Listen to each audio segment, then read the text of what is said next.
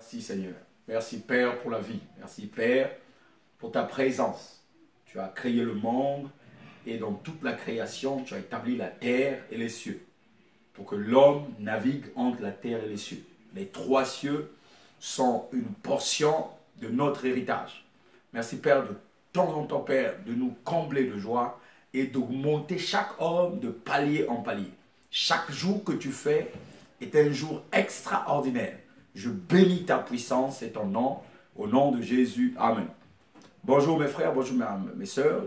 J'aimerais revenir dans vos téléphones, vos réseaux et dans les réseaux sociaux pour vous dire que, pour parler toujours de l'héritage que Dieu t'a donné, Jésus, quand il est arrivé, il t'a donné un héritage puissant. Et dans celui de Patmos, il a donné ça en révélation à Jean, dans le livre de Apocalypse 12, verset 1. Il a dit qu'ils l'ont vaincu à cause du sang de l'agneau. À cause du sang de l'agneau. Ce n'est pas de la rigolade.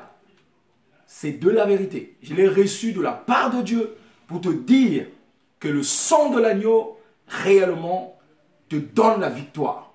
Le sang de l'agneau, ce n'est pas le boire réellement physiquement, parce que tu le fais en mémoire de Jésus, en mémoire de tout ce que Christ a fait, et tu annonces la mort et la résurrection de Christ. C'est-à-dire jusqu'à ce que Christ vienne. La Bible dit, tu annonces la mort jusqu'à ce qu'il vienne. Mais pour qu'il vienne, il faut qu'il soit ressuscité.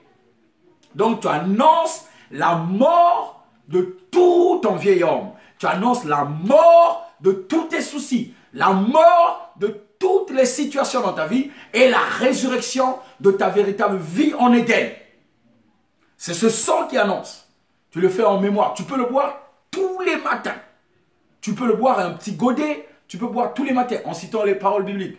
La Bible dit dans le livre de Jacques 1, il dit « Celui qui a besoin de la sagesse, qu'il demande à Dieu avec foi et sans douter. » Si tu crois que le sang de Christ te procure la vie, te donne ta véritable vie et la résurrection de tout ce qui est ta vie, ben tu consommes le sang de Christ tous les matins.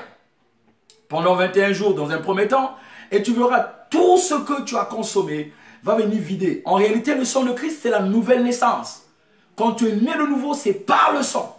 Lorsque un homme et une femme s'accouplent, il y a 2 gouttes de sang qui se mélangent. Et dans la goutte de l'homme, il est écrit par les scientifiques qu'il y a beaucoup de centaines de spermes, mais un seul va s'accrocher au sang de la femme. C'est la naissance dans laquelle tu es arrivé. La naissance physique. Telle que Dieu a créé le monde par le naturel.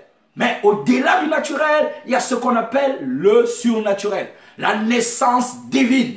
La naissance par le sang. La Bible dit qu'il créa Adam et il s'accroupit pour souffler dans ses narines.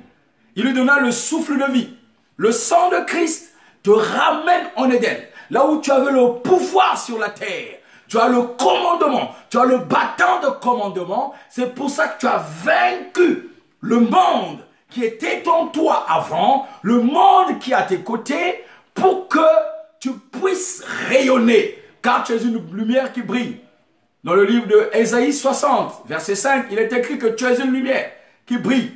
Ésaïe 45 te donne le pouvoir. Alléluia. Et Jésus, avant de partir, il dit, je t'enverrai le Saint-Esprit comme le nouveau souffle, la naissance divine. Parce qu'il faut reconnaître que les disciples, quand ils ont été choisis par Christ, ils n'ont pas dit que je renonce tout pour suivre Jésus. À chaque fois, Jésus disait, abandonne ce que tu fais physiquement. Pierre était pécheur. Il lui a dit physiquement, abandonne. Le jeune homme riche, il lui a dit de tout abandonner sa richesse physiquement. Mais à toi et moi, nous avons le pouvoir au-delà de Pierre, au-delà du jeune homme riche, au-delà de Paul. Nous avons le pouvoir. Parce que c'est spirituellement que nous rentrons dans le domaine de Dieu. Et le spirituel domine sur le physique. Nous sommes héritiers d'Abraham par la foi d'Abraham. Abraham a quitté le pays, la maison de ses parents, la patrie, le pays et la maison de son père, physiquement. Mais lorsqu'il a quitté, toi et moi spirituellement, nous quittons les coutumes de nos parents, nous quittons la religion qui est venu gaspiller le monde. La religion, mon frère et ma soeur, qui dit tu es catholique, tu es protestant. Si nous servons le même Dieu, quand nous servons le même Dieu, nous avons pour Père le Tout-Puissant, le Créateur de toutes choses. Ouvre les yeux. Il n'y a pas de protestants, il n'y a pas de catholiques, il n'y a ni grecs, ni juifs, ni croyants, ni non-croyants. Il y a ceux qui sont disciples de Jésus, ceux qui font la volonté de Dieu. C'est quoi la volonté de Dieu? La volonté de Dieu, c'est que tout le monde soit sauvé. Voici le sang de Christ, un jus de raisin pur qui reste dans les boutiques, qui est mis dans ce carton par l'entreprise. Mais ce matin, ce jus qui était dans les mains, lorsque Jésus a transformé l'eau en vin, l'eau était dans les mains des ouvriers. Et ce jus est arrivé dans mes mains. Il a transformé. Le miracle s'est accompli. Ça devient le sang de Jésus. Pourquoi tu veux chercher le goût quand tu goûtes quelque chose qui a une marque? Tu n'as jamais goûté le sang de Christ.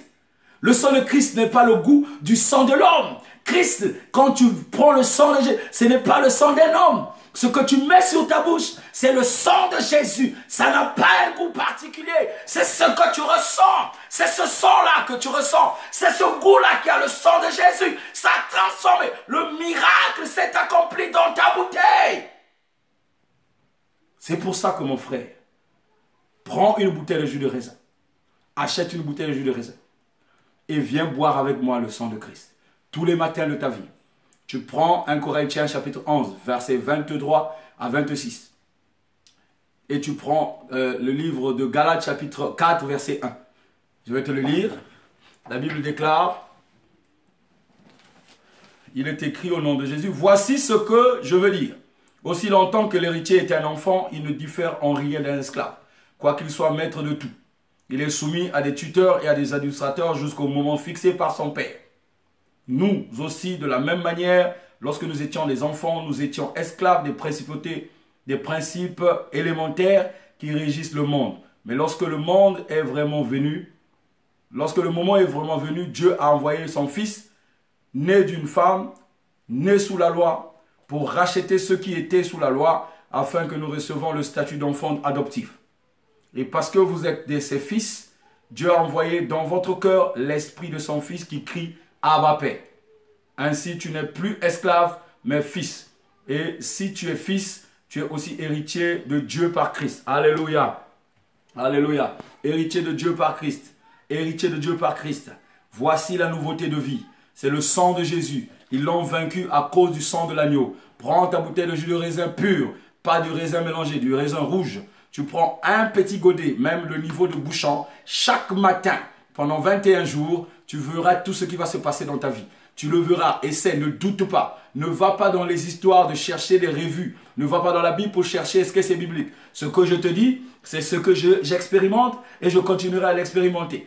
Au nom puissant de Jésus, que l'Esprit de Christ, qui est dans le livre de Galates chapitre 4, vienne dans ton cœur et que le Saint-Esprit t'habite. Au nom de Jésus, alléluia. Père, merci pour ces moments extraordinaires. Toi qui es Dieu, toi qui es roi, merci pour ta révélation. Au nom de Jésus, amen, amen, amen.